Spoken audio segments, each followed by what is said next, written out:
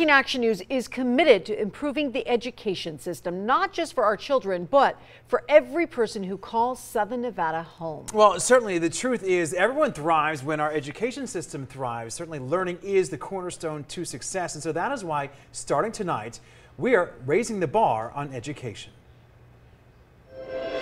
When you hear the word education, what comes to mind? Maybe it's your days on the playground as a kid, but as adults and community members, we know it's so much more.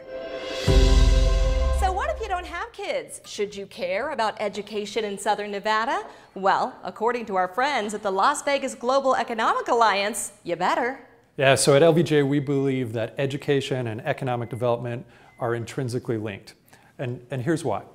Companies today tell us that the single most important factor in where they locate their business is the presence of talent. You only get there through education. It's the whole system. So what we want to do is align K through 12 higher education so that we're producing the talent that companies need for their future growth.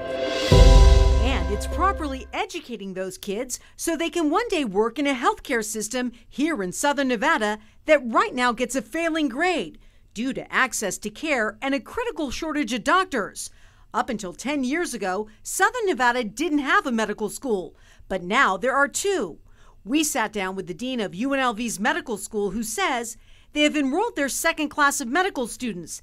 They're bringing in doctors to educate future doctors who will hopefully stay here in Southern Nevada. We need to start putting out enough doctors who want to stay here to really make a difference. And then bringing in the best doctors we can from across the country to teach those students and give them the very best medical care.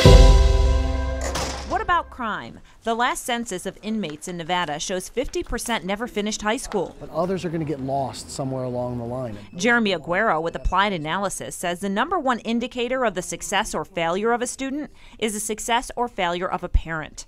With 320,000 students in the Clark County School District, how they perform and what their experiences are when they finish school is key. What they do when they come out of that Clark County School District is going to affect all of us.